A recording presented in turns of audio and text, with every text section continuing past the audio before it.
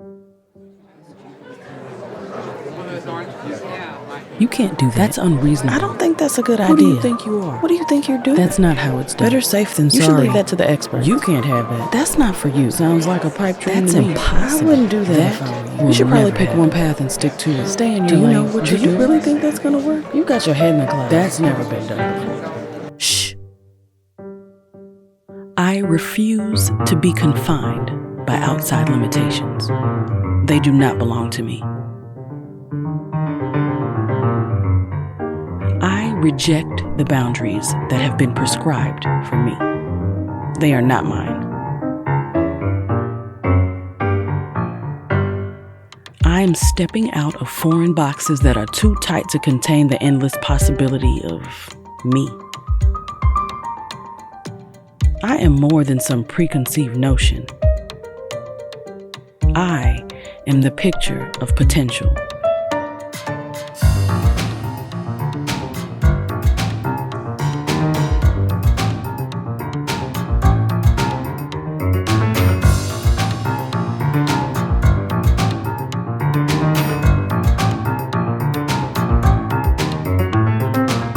Dreaming past the edge of imagination, I am writing my own story and claiming the freedom to become exactly who I choose to become. I am Unbound.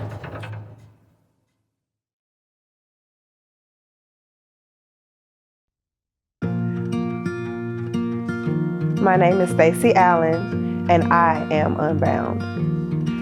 It's always difficult to answer the question, who am I? I really think about all like the multiple sides of who I am. One of the roles that's most dear to me right now is that I'm a wife and a mother. I have 3 amazing, beautiful babies, an awesome husband. I am a daughter. I am a sister. I'm an auntie. I have a dance company. I'm a choreographer. I am a curator. I'm an educator. I do a multitude of different things. And although I do a multitude of different things, I really believe that I'm living in the purpose that God has created for me because they all flow seamlessly together. I also am an author, and it's so interesting that I was doing an interview the other day and they wanted me to lead with author of A Little Optimism Goes a Long Way. And it was difficult for me because I've been nestled comfortably, I think, in dance for so long to see expansively and to even like adopt the term multidisciplinary artist. But yes, I am an author, and just like really finding, I'm 35, finding like in my mid-30s how to define myself. But maybe that's what being unbound is. Living without the limits of having like one particular definition of yourself.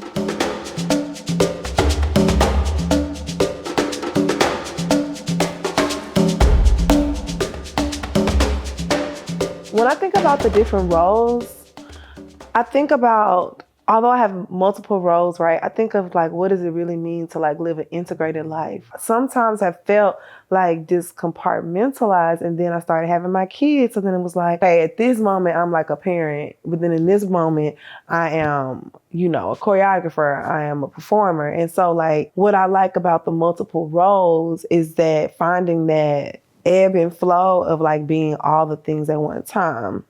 One of the times that it really felt natural and organic, I was putting together a program with Saida Carter. She is the founder of Era Vintage, and we were putting together this program called A Single Thread Weaves the Future.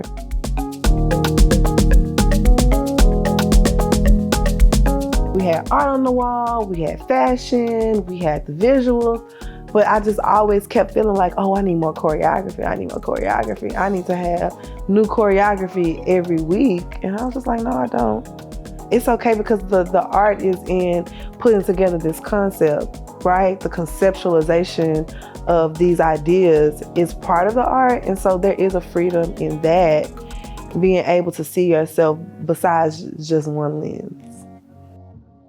Purpose and intention is like everything. That's why I've had to come to grips with the concept of who am I defining myself as? Am I okay with defining myself in this term, multidisciplinary artist? Am I okay with defining myself as an activist? Because when I think about the purpose and intention of what I'm trying to do, it lands in multiple categories.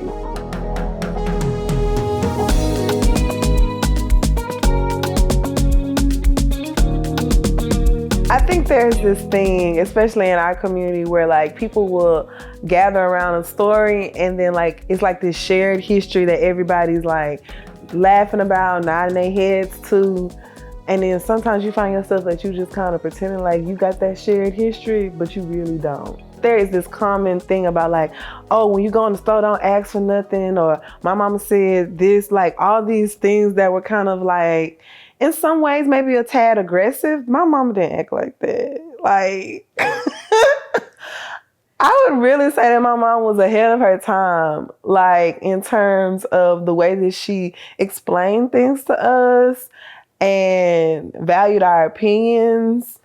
And just the way that she interacted with us was very, I can't say it's different because it's what me and my sister had. But like when you hear like these jokes, like I just remember just a time where it was like these comedians would do like this stand up about Black mamas, and I would just be like, ha ha, laughing, like, but I don't know what they talking about. Like, so I really think that the way that my mother raised us, I know 100% absolutely the way my mom raised us is why my sister and I do the things that we do. My mother was an artist. My dad was involved in different times of his life in politics at different levels. Like I know he was very involved in local politics in the greater Houston area, living here, but even before he moved here, he was a big music fan. I have vague memories of them going on dates to see Thomas Milan's son, which is a playwright here in Houston.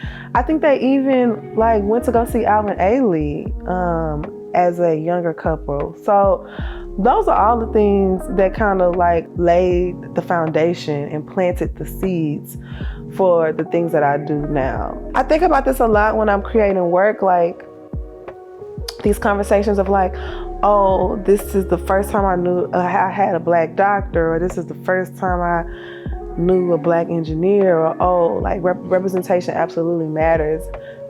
When I think and I hear about those things, I am just grateful for my own upbringing. Like, I never thought that Black was deficit.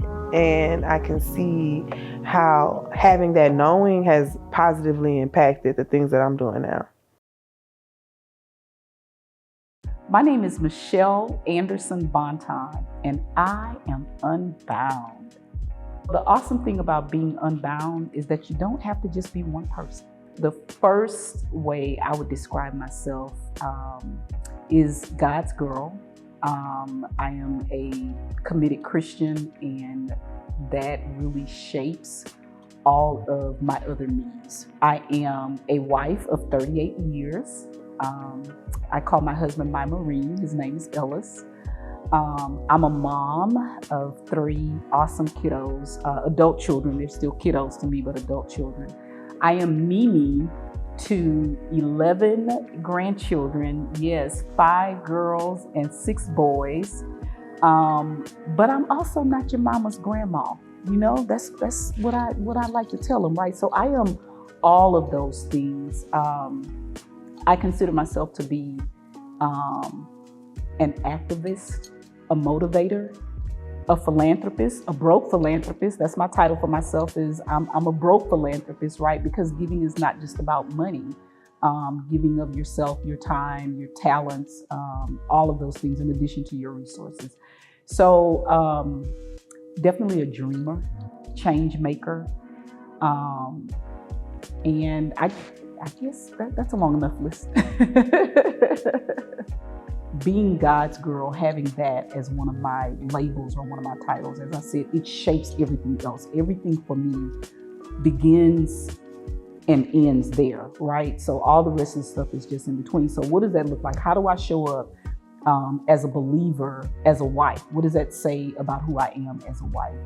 Same thing about a mom, a grandmom, a person that is in community with other people. My interactions even are driven by that, right? So when you think about relationships, am I acting in a way that is aligned with who I say I am in Christ? That doesn't mean that, everything is kumbaya with everybody, right? But even in times of conflict, like how do you navigate that conflict?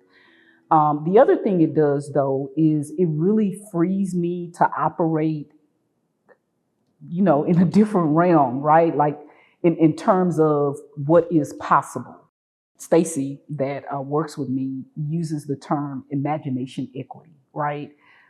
Which I love, because how do you build imagination equity? You have to think about what is possible, not just where you are right now, right? But what is possible. And I think if I had to talk to my family, or if my family had to, say something about me, I think that is the one thing that they would say. And I think most people around me, right, is that when it comes to thinking about what is possible and moving and operating based on that, I am really like unbound. The things that the Lord has done in my life have been a direct result of faith in what He said, which unbinds me, right? So I don't have to deal with or stay in what I can't do. I can think about what's possible through the God that I serve.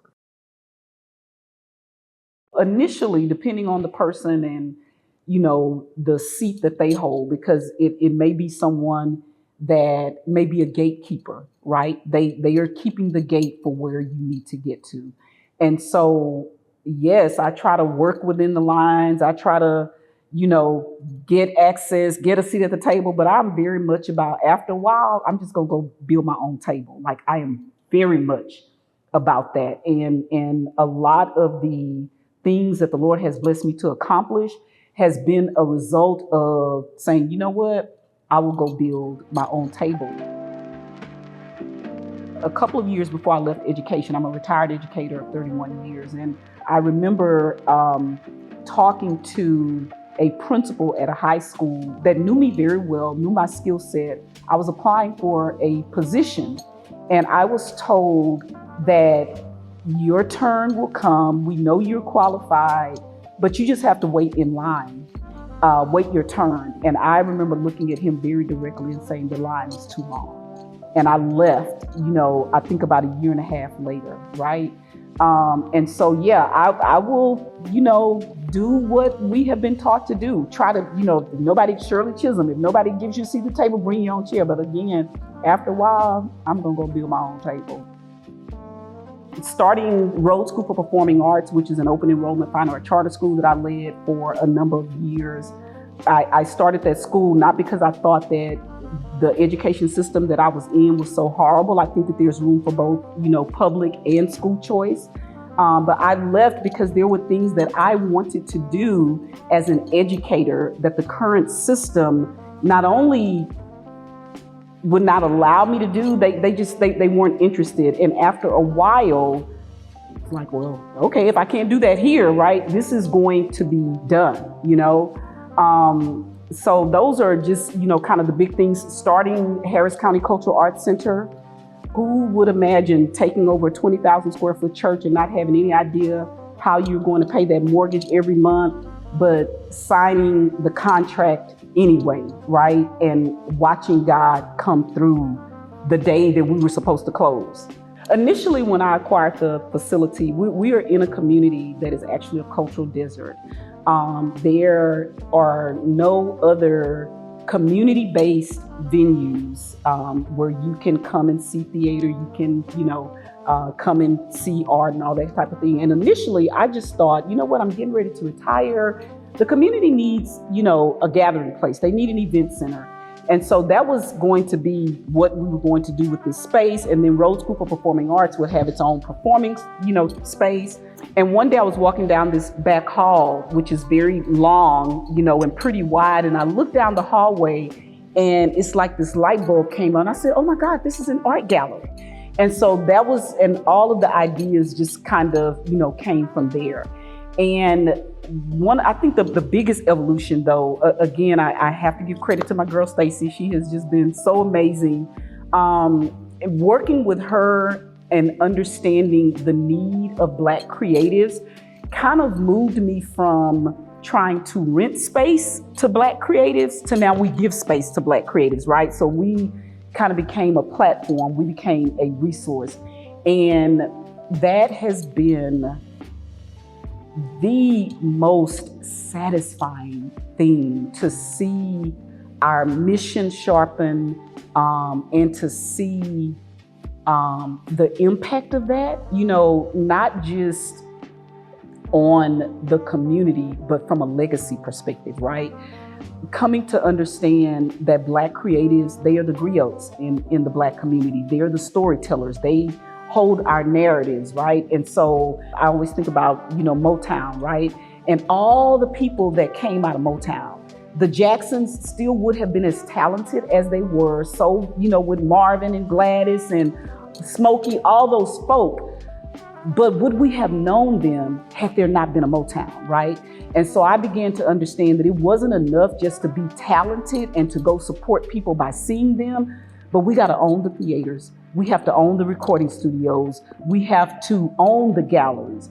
And so that was really like a paradigm shift and just opened up this whole other world around this work and what was possible.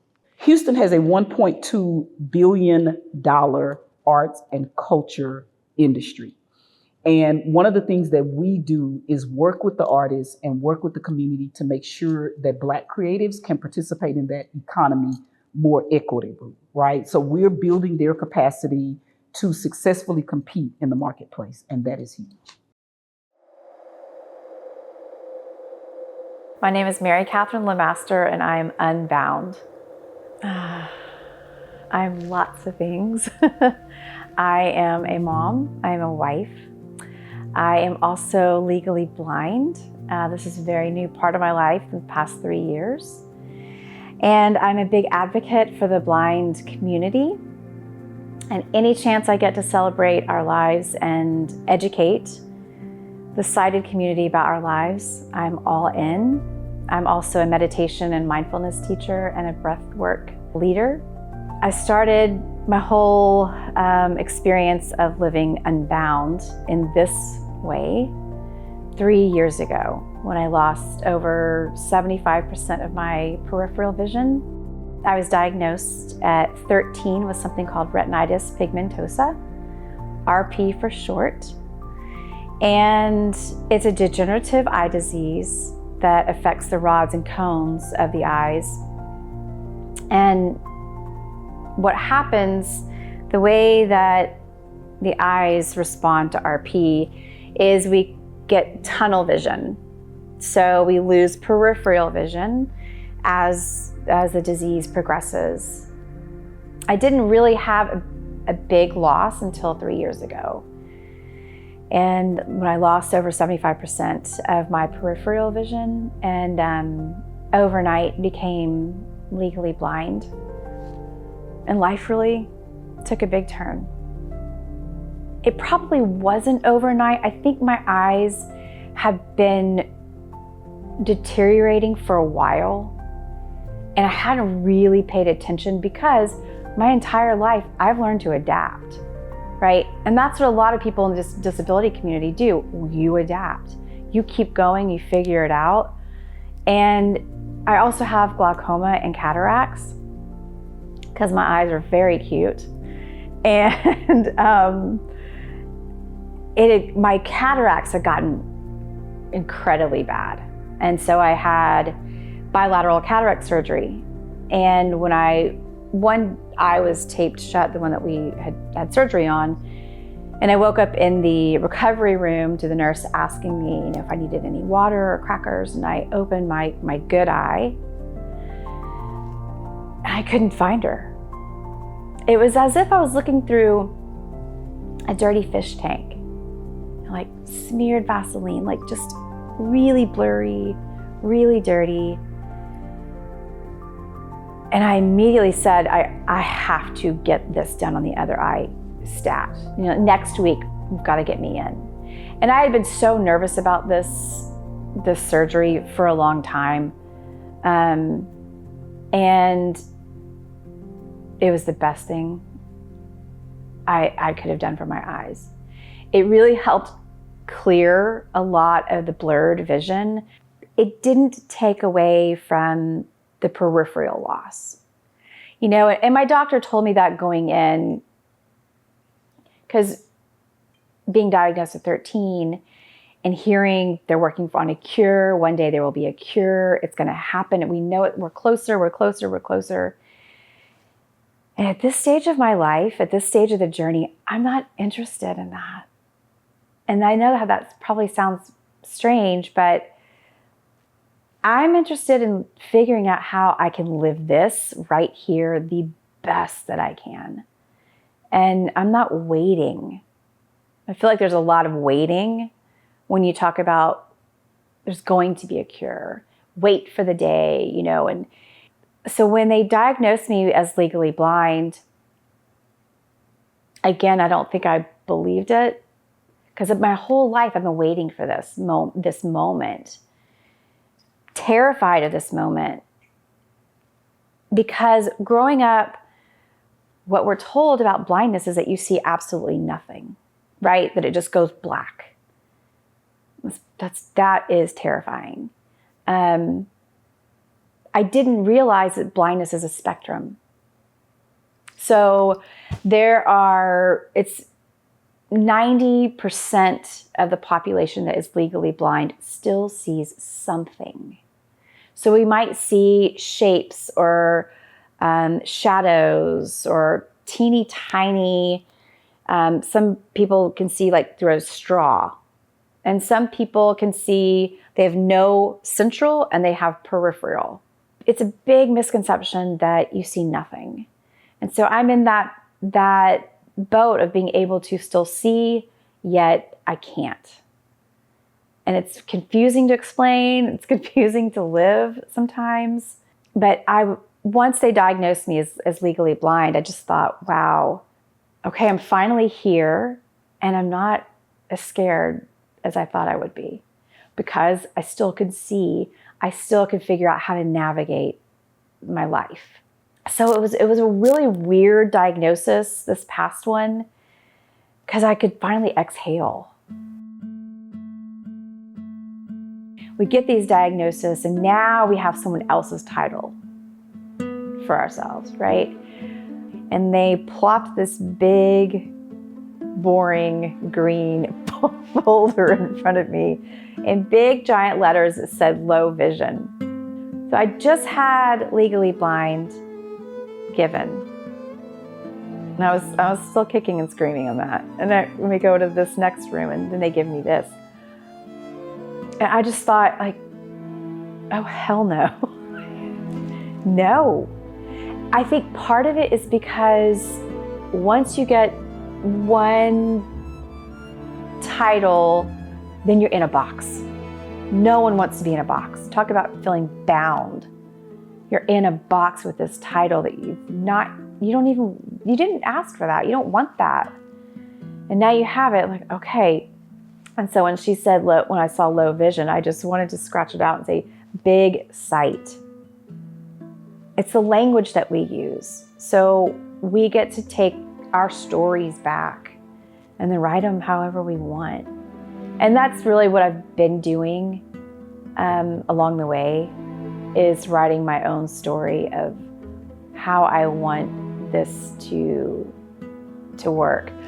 And I think about how different the delivery could be, how different the entry could be into the disability world, into the blind world, into this brand new area. Because you get legally blind, low vision, and then you're disabled. You're like, oh shit. Like, oh my God.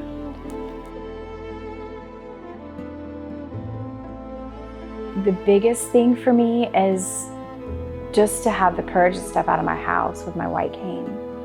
That's been the biggest part for me, because I want my independence back. and I will fight like hell to get it back. But the bound part is all the stories that happen in my head. People are gonna laugh. People won't understand. They see you with your cane, but you're also on your phone. They're gonna think you're faking it. But it's the education, it's the spectrum. I got invited by a good friend of mine to go on a hiking trip with 5 other legally blind moms.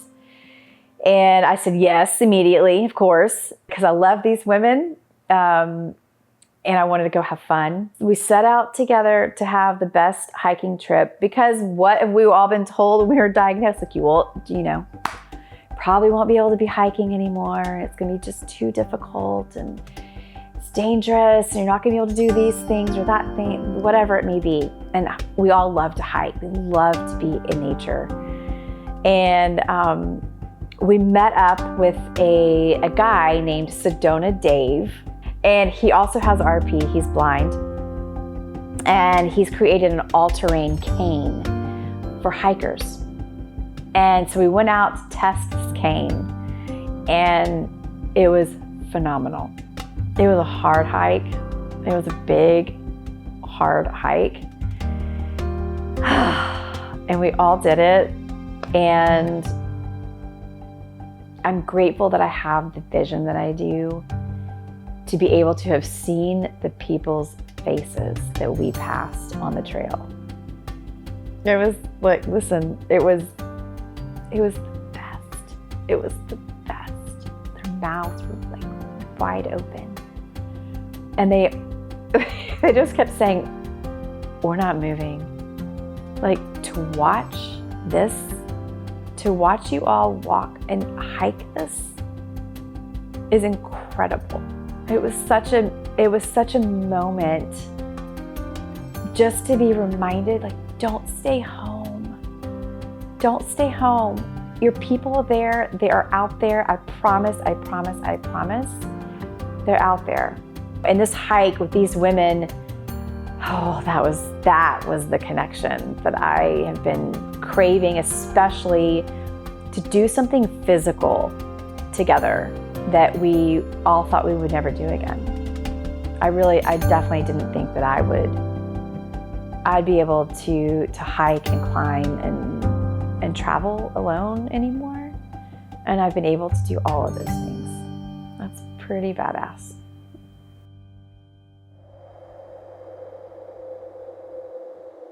My name is Deborah Mouton, and I am Unbound. I am a performer, a mother, a writer, a multi-hyphenate.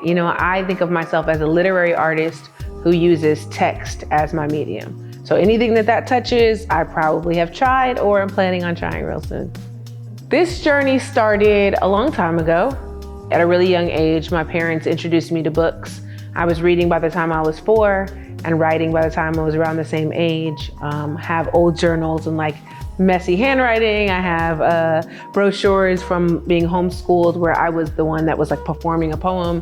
So it's kind of cool to look back and see that even though this wasn't the career choice I always thought I would end up in, there's always been kind of these underpinnings of myself as a writer, even from a very young age.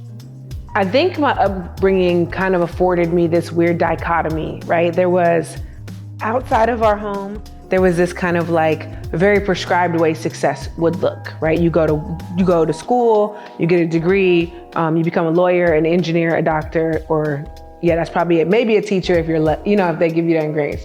But that was about it. And then after that, it was just kind of not success, which I found to be a little more problematic. But then inside my home was this whole other world where my dad used to say to me, if you want to be an underwater basket weaver, just be the best one you can be, right? And so this kind of understanding that maybe outside of the boxes that were placed on me, when I left the home, there was this other kind of freeing that happened inside my home that I believe is why almost everyone in my family is an artist, right? It's because in our homes, we were able to do it even if we had to hold 9-to-5s or more traditional jobs. We've always had this desire to create in the world and just kind of move in a different current. When I was younger, I was going to be a cartoonist. You could not tell me differently. I designed this whole like world, like Disney, of all these really poorly drawn characters that my husband laughs at till today, because none of them have hands, because I don't know how to draw hands, because hands are really hard. And all of their feet point out to the sides, or like, it's all really, really bad. But I think in there, the storytelling was always there. And I think that's at the heart of who I've always been, right? I was a kid that woke up at 6 o'clock in the morning, much like my own son, and wants to tell you everything and this brilliant story that I dreamt of. I was the one that always wanted to stop and watch a movie or a people watch with my grandmother and just see how people move and navigate the world. And like that itself was interesting enough to me without having to do something beyond it. So I think I've always been looking for a story, and just it's become more refined as I've gotten older and practiced the craft more of what that story looks like. So I've been a full-time artist for almost 2 years, which sounds crazy to say. For a long time, I was kind of doing the juggling. I was teaching full-time, and then I would work on the weekends or after hours, performing or traveling and using my little 10 days, right, to go take off and do poetry slams. And then the scales kind of started tipping where I was taking more time off. I was asking for exceptions. And then before you knew it, it was like, I'm downgrading to a part-time teaching job. And I'm really finding that I'm living more off of my art. And I think for me, that was right around the time I became Poet Laureate of Houston. I started seeing that these doors were opening in a new way where I actually kind of was living more as the full-time artist with a part-time teaching job. The scales really started to shift. And then I was like, you know what, God, if you tell me to jump and you tell me there's footing, I will, but you gotta just show me the next couple stones, because I don't have enough faith to go full blind, right? So just give me a couple of steps ahead, and I'll meet out there. And so I got actually into the composer and librettist development program with American Lyric Theater. And it's a paid program, 2-year program, where you basically earn your master's in opera writing. And I had already written my first opera by then, and I was like, this is paid. Look at me. I'm in artist world, but in a very different space on how my income can work. So that was kind of like one of the big first steps that I took to just say, I'm going to go all in. And as that program has come to an end, right, of course, the next step and the next step kind of emerge out of the fog, right? And you take the steps, and then before you know it, you're so far into the fog that you don't know how to get out of it. And that's kind of the most beautiful thing that you can have, right? It's like to be lost in the fog of your own creativity and everything to be okay. I was the first Black Poet Laureate of the 4th largest city in this nation, right? Crazy, undeniable, historic. Those things for me were things I actually planned in my like little goal list. I was like, by 40, I'll be the Poet Laureate of Houston. And then at like 32, I got the Poet Laureate of Houston. Yeah, this like just way above my timeline, outside of my understanding. I had been doing a lot of community work. I had been leading workshops. I had been running poetry slams, running an entire organization that ran the National Poetry Team of Houston, or one of them. And I had been kind of everywhere. People got to know me and my artistry very, very well. I got very connected, and I was a good, what I call a literary citizen, which I think is important to show up for other writers, to find ways to collaborate. And so I think all of those things kind of culminated with the application for Poet Laureate, where honestly, prior to me, I'd seen very few people that came from the performance space that made the transition into being a Poet Laureate position. That position was for like your Pulitzer Prize winning authors and your, poets that write inaugural speeches. It was not for the person that's up at 2 o'clock in the morning in a dusty bar in the middle of Austin, spitting poems in a cipher, right? Like it wasn't an access point for us. But I really wanted to push it, and I had some other people, Outspoken Being, who was a Poet Laureate here as well. We really came together and said we wanted to find a way to make that title be one that was even open and accessible for people like us. So we just were like, we're gonna keep applying. And we told every spoken artist, word artist we knew to apply and just flood the application with as many people that looked like us and sounded like us as possible. Because we really were like, if there's enough of us, there has to be someone that says, we have to take it seriously, look at all of these people. So it was kind of like an internal campaign really to get that out there. And the first year I didn't get it. It went to Robin Davidson, amazing woman. I'm so happy for her. Of course I had my feelings at first because I didn't see it as being a reflection of her or of me necessarily, but of who I was coming into that space. But then working with her on her projects and in the community, I really got to know her heart and realized, that I saw what a poet laureate should do and realized that I really could do that. And so the next year I applied, and by the grace of God Almighty, they named me the Poet Laureate of Houston. I took a special challenge that I told myself I was gonna say yes to everything for 2 years because I'm crazy. And, I think in that I said yes to a lot of things I would not have normally said yes to, and found that myself in positions where I was loving doing things that I would have never given myself a chance to love. And that's actually where my love of opera came in. The Houston Grand Opera approached me about writing an opera around Marian Anderson, and I said I would say yes. I have no idea what I'm saying yes to, but let's figure it out together, And I think just that thing of putting yourself in the room sometimes is enough. Saying yes when you're unsure, especially for people of color, man, we don't know how to do that. And I think it's a thing of saying, I'll learn on the job. I'll give myself the room to learn and grow while I'm doing it instead of feeling like I have to come in as a master. I think for me, being a multi-hyphenate artist positions me in a really unique way. Because when I come into a room, yes, the job is my bread and butter, but it's not my only bread and butter. I got 6 other meals, right? So for me, there's spaces where for some artists who feel like this is all they have and they have to bet it all, I don't feel that kind of boundary because I'm like, I'll just go write a book, right? I'll just go perform a poem. If this doesn't work out for me, man, the season of my life was really fun. Put it on the resume. I'll do something else. There's a false belief that I'm confident every time I walk in a room. I carry imposter syndrome deep in these roots, right? I doubt everything that I do. I question if I belong every time. I think the difference for me is that I accept that that's part of the process and that I do it afraid, right? I fully buy into doing it afraid. I can be petrified in the bathroom, but today my legs gotta move, right? My hands gotta write, and I have to figure it out. I think for me, the most important thing about living a life unbound is the relationships. I have 2 kids, I'm a mom. I also am in the sandwich generation where I was caring for my father and my mom. My dad passed last year, and I help care for my mom now, though she's a very independent person. She's gonna see this, she's gonna say something. But for me, right, this idea that I can make space for quality time, for love, for passion, for grieving, for sitting next to someone in the mud instead of feeling like I have to shove them out because I gotta be back at work.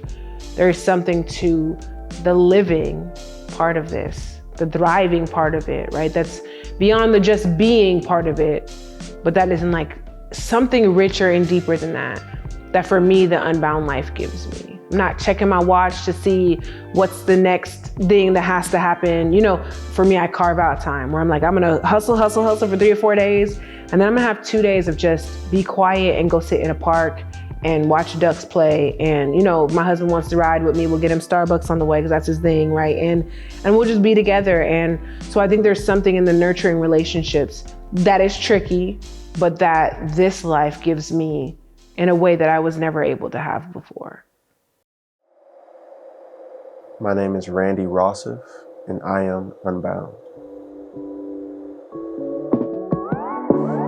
I am a visionary, often classified as a visual artist, contemporary artist, art director, painter, sculptor, multidisciplinary. It all started when I was, old enough to pick up a book. My family had a room with bookshelves, and I found this binder with drawings in it. And all the drawings were fire, but I was like, my parents did these? And I guess that was my first introduction to not just visual art, but, from an artist standpoint, rough sketches, uncolored images. And I was like, if they can do it, I can do it. Growing up with 8 brothers and sisters, I always had that mindset, if, I could see them, being in my same realm, achieving it, then it's not hard for me to achieve it or go beyond it. I love to impress my father, or impress my big brother. So in order to make that happen, you gotta go beyond their expectations. So immediately, without even saying anything to anybody, I picked up a pencil and started scribbling. I didn't know what to draw, so I literally started, closing my eyes and making abstract images. I would open my eyes and try to define those abstractions into kind of like a cloud busting, like when you're seeing a dragon in the sky. That rawness made me know that, okay, this is for me.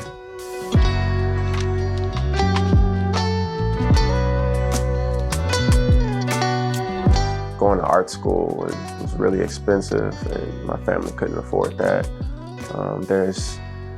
There was, of course, I got into all of these different art schools, but you still have to pay for housing, transportation.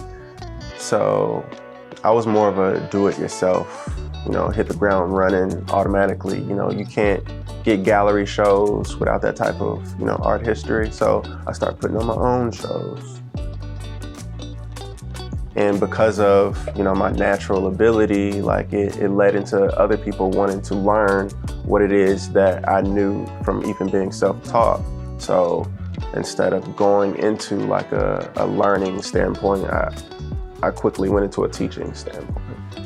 And I find that a lot of people, have my economic background where they can't afford all of the art teachings. So they need to learn, how to be self-taught, how to find these affordable means of education, whether it be picking up a book, going to YouTube, a Google search, or what's become online teaching with Instagram and social media. A lot of people that are masters at what they do how-to videos, process. So I'm a very process-orientated, self-taught person.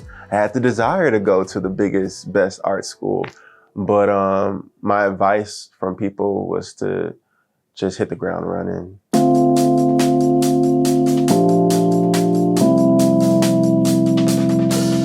My life has been full of roadblocks, from the very beginning. I had asthma and was allergic to outside, but I love being outside. So, I always found ways to just deal with it. My father was in my life and then wasn't in my life. Was I gonna be somebody that's going through life with daddy issues and constantly hurting people? Or was I gonna recognize that and grow past it and become self-assured? I would have stopped doing this thing called life a long time ago if I let roadblocks get in my way, when it comes to personal health, to, family, to education, being dyslexic.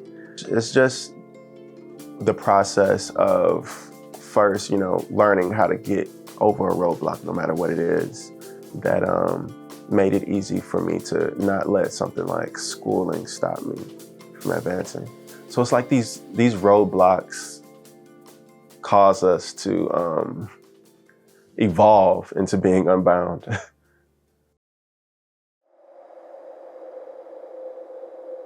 My name is Dr. Lindsay Gary, and I am unbound. Well, I always say I grew up feeling very limitless. The way my parents raised us, me and my sister, I felt like I could do anything. And I know that I'm blessed that I grew up that way, because I know that a lot of people didn't have that experience. As I get older and I start talking to other people, I'm like, I could do anything. And I did everything. So a lot of people talk about the things that I've done or about the amount of things that I do, but I always tell them I was a booked and busy little girl. So my parents put us in everything from horseback riding to golf to Girl Scouts. I was in dance, I ran track, I played tennis. We traveled the world as children with our parents. We traveled the country. I never felt limited. And I remember even, hearing people talk about as a woman, how they felt like they couldn't do certain things. And this is women of all races, and I never felt that. My grandparents, who I was really close with too, they help facilitate that kind of mindset in terms of what we had access to. We were exposed to everything.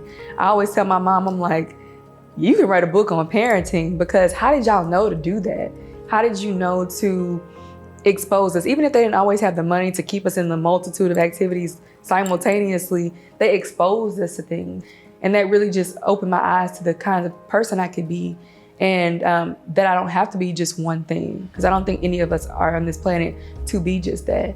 The earliest memory I have of feeling like other people had boundaries for me was once I was talking to my mom and my aunt.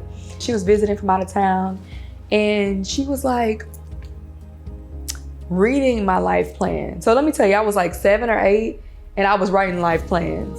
I was like, I'm gonna do this when I'm 25, this when I'm 26, when I'm 33. And I remember she was like laughing at it. And I was like, why is she laughing? Like, baby, this is serious. And I remember like my feelings were hurt because she was reading this, the last thing I said. I remember she had gotten to, it was like maybe a 2 or 3 page document. And I hand wrote it. This is what I wrote on the paper. Because I remember, if I'm still alive at like 98, I'll become a nun. Because it was like, I want to open a school, and I want to like be a lawyer, and I want to like be an artist, like everything. But in the moment I was like, why is she laughing? Like, this is my plan. This is serious for my life. And it's funny because a lot of those things I'm actually doing, like a lot of those things that I was saying for myself. So I've constantly like cultivated my life and what I wanted to look like. And it was never a limited life. Like, if whatever I gotta do to travel to this country and do this thing that I wanna do, we're gonna make it happen. And I really think that's because of how I grew up. And even when I felt like people didn't take it seriously, which I've experienced over the years, you know, I had that foundation to where I was confident in myself, to where like, okay, you laughing, but you look crazy because look at what I'm doing now.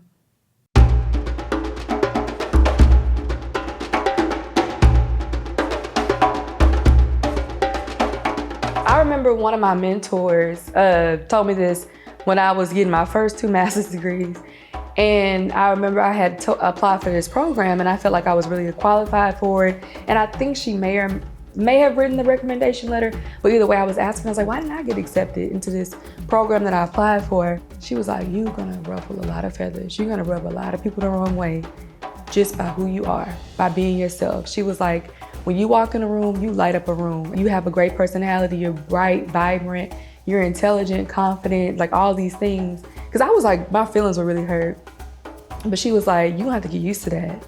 She's like, not to say it's okay, but you're gonna have to realize that a lot of people are gonna be bothered by your presence before you even open your mouth. They're not gonna know what to do with you. And I think about that, like when I go through that now, or like the times I've gone through it since then, and I know it'll continue to happen in my future, that people really don't know what to do with me. They're really bothered by my sheer presence. But like she said, when I walk into the room and, you know, from the energy I bring, and it's a positive energy, but you would think people would like that, but it can make people feel some kind of way. And I realized I'm a mirror to a lot of people's insecurities. I'm not saying I'm 1,000% confident person. I have my own insecurities, but I realized for whatever reason, the way I move in the world, it makes other people feel like they're slacking or like they're not doing enough. And, you know, I didn't have all that language at the time. And so I was just like, I don't get why I didn't get it, because I was probably overqualified, if anything. And she was like, it's not you, it's them. And she was just very adamant about that. And so I think that is like the sum of what I see. Like, I mean, from whatever I'm doing, from the academic world to the arts, to just like people on the street, people don't know what to do. Even as a professor, let me talk about that. Shaking up all the feathers. When my students see me walk into the classroom, they're looking like, who is that? She's supposed to be coming sit down next to us. Because let's talk about it. I work at a community college, but I also work at a 4-year university, but I started off at a community college. And, you know, you have people of all ages and backgrounds, from all countries, walks of life. And so a lot of those students would actually be older than me. So they'd be like, who's that? And I'm like, I'm the professor. That's who I am, okay? You know, so they couldn't handle that. And, you know, there's ageism in both directions. So they think I don't know what I'm doing. But then on top of that, I'm Black. And I'm a woman, and I'm teaching U.S. history. You know, when you think U.S. history, you think, oh, white man.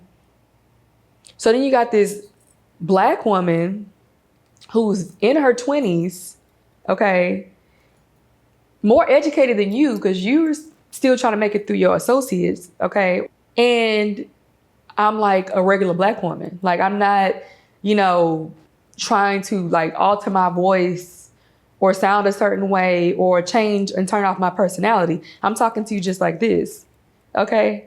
So, people was in an uproar in their spirits and they don't know how to handle it. And I've experienced that every semester, it never fails. It's always somebody. Now, even less now, but like in the very beginning, and then I'm pretty, you know what I'm saying? Like, I'm attractive. So then they're like, and not only that, I'm feminine, right? So I'm not trying to minimize like my femininity. I will come in there in some heels or some Q flats with a bright pink outfit on, a skirt, maybe pants, with all my colors. I wear all the colors. I don't even own black, not even a black bra, okay? I shake people up. And then when I actually know what I'm talking about, and now that I got a PhD, people really confused. They're like, how? I work for it just like anybody else. Work for their PhD, that's how. But I'm never gonna take full credit for where I'm at. I will never call myself self-made. Do I work for what I'm doing every single day? Yes, I be up crack of dawn, probably before that, every morning. I'm up late some nights. I do my work and I really have a vision about my life, as I always have. And I always work towards those goals. But I'm standing on the shoulders of giants who really gave me the foundation to soar, and do what I'm doing. But at the same time, everybody that has that foundation doesn't do those things. So I always still give myself credit for where I'm at, but also credit to parents, grandparents, and ancestors who put in that work to make sure that I could do what I'm doing today. So I wear one hat. I used to say I wear a number of hats, but then I'm like, not really. It's just the same. It's really the same one. Maybe sometime I pack it to the side. No, but it's one hat. My mission in life is to connect, empower, educate the African diaspora. Like, that is what I do, period. I'm very creative and I'm a visionary. Like, I really had to come to terms with the fact that I am kind of brilliant. Like, it took me a long time to be like, okay, you may be a genius. And it sounds really conceited, but like, it was literally just a few weeks ago. I'm like, you have to own that, because that's the only way you can really step fully into who you are. And I feel like I have stepped, but I feel like sometimes I don't really go as far as I can or, do everything I want to do because I'm trying to put myself in a box. Sometimes, like if I'm looking for a job as a professor, I feel like I have to like cut out parts of my resume because they're gonna be like, why you was doing yoga when you applying for this African American studies job? You know what I mean? I'm a professor. So as a professor, I teach, I facilitate more so. I think that's the better word, other people's understanding of the world, I'm also a artist, but when I say artist, I mean an artist. Like, the way that things come through me creatively come in different forms. Maybe one day it's choreography. Maybe one day it's something I'm writing in poetry, or it's something I need to paint or draw. And if you know an artist, you know that that's how a lot of us move. Now, you're gonna have some people that work primarily in certain mediums like me, but I know one day it can be something completely different. Or maybe I'll be like, I need to do this thing to make this work. Maybe it's a film, So even with art, it was hard for me to see myself as an artist for the longest because, teachers and people tried to really stifle creativity in me growing up, and like a lot of us. And it really wasn't until I was about 25 that I was like, I'm an artist. Like, dang, like, yeah, I'm actually an artist. I'm also an entrepreneur. I got a lot of entrepreneurial endeavors, as some have pointed out. And again, same mission, whether that's my bookstore or like my tours. I consider myself to be an Afrocentric entrepreneur, meaning like everything I do is African-centered, it's focused on our community. And really, like, you can call it a social entrepreneurship, but it's like, it's really just for us. And like, if other people want to participate and are respectful, they are extremely welcome. My bookstore, come buy your books. Everybody come shop. But guess what? The only people I'm selling are Black women authors. You can come, anybody can come buy from Black women authors, but But I'm not selling just any author because I know we need the space for us.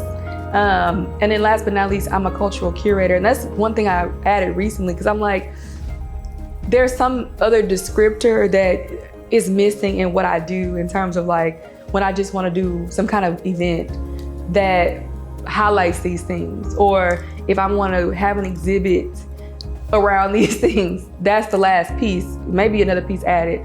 But to me, those things embody the way that my mission manifests. And those things have many layers. If the place I'm at, I'm like, okay, I'm ready for the world. The world not really ready for me, but that's okay.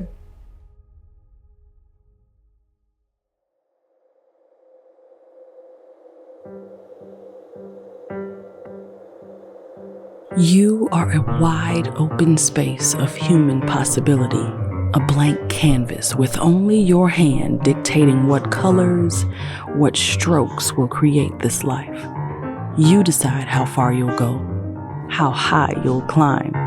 Carve out the space to imagine and begin to live your life unbound.